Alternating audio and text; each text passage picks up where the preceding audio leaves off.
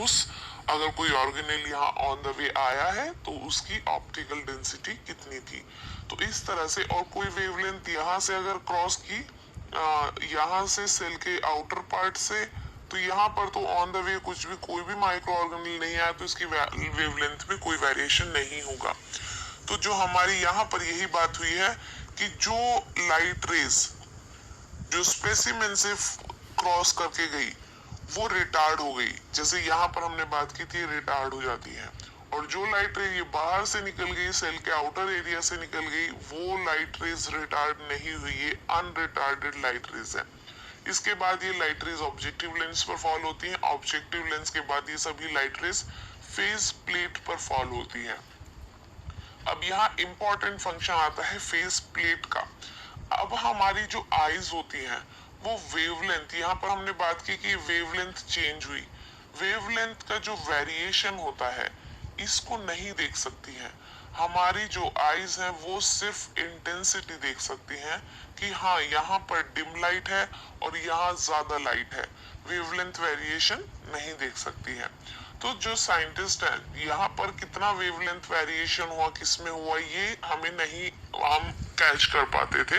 तो यहाँ पर जो साइंटिस्ट है उन्होंने फेस प्लेट यूज किया। फेस प्लेट में जो अनरिटार्डेड रेज है, फेस प्लेट में एक फेज रिंग होती है, कैसी होती है वो अभी हम शो करेंगे।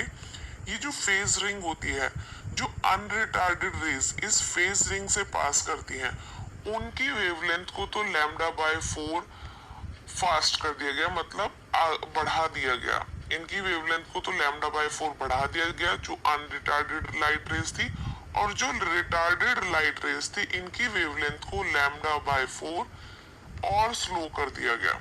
ठीक है, तो इनके जो वेवलेंथ वेरिएशन था, इनका जो वेवलेंथ वेरिएशन है उसको चेंज कर दिया गया, जिसकी वजह से जब इमेज प्लेन पर चेंज कर दिया गया, जिसकी वजह से जब इमेज प्लेन पर इमेज फॉर्म होकर आई तो वो हमें क्लियर इमेज मिली, क्योंकि टोटल जो यहाँ पर चेंज हुआ वेवलेंथ पे λ/2 का टोटल वेरिएशन हुआ, जिसकी वजह से हमें एक क्लियर इमेज फॉर्म होकर मिली।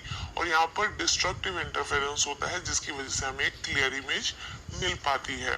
कैसे ये λ/4 वेरिएशन की हम ये क्या बात कर रहे हैं यहाँ पर, जैसे आप देख सकते हैं कि ये लाइट रे ऐसे जा रही है ना, इनके दो पीक्स के बीच की जो डिस्टेंस है इसको हम लैम्डा बोलते हैं। यहाँ से आप हाफ को अगर आप लेंगे तो ये λ/2 हो जाती है डिस्टेंस यहाँ पर, और इसका भी अगर आप हाफ लेंगे तो यहाँ पर ये इतना पार्ट ये हो जाता है हमारा λ/4, ये हो जाता है λ/2, और ये पूरा कंप्लीट हो जाता है लैम्डा।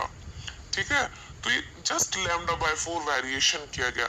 और अगर दो वेवलेंथ यहाँ पर दोनों की वैली और दोनों का पीक एक दूसरे के साथ अगर मिलते हैं तो ये मिलकर एक हाई इंटेंसिटी की वेव प्रोड्यूस करते हैं, यानी इस जगह पर हमें हाई इंटेंसिटी की लाइट मिलेगी, लाइट की जो इंटेंसिटी होगी वो हाई होगी। ठीक है, और ऐसी इंटरफेरेंस को बोलते हैं कंस्ट्रक्टिव इंटरफेरेंस। और अगर दोनों वेवलेंथ की इसका पीक और इसका जो वैली है वो अगर एक दूसरे को क्रॉस करते हैं तो इन दोनों को अगर आप मिलाकर देखेंगे तो ये इस तरह से, जैसे अगर मैं इसी वेव में यहाँ इसको मिला के देखते हैं हम, तो ये इस तरह का कुछ हो जाएगा।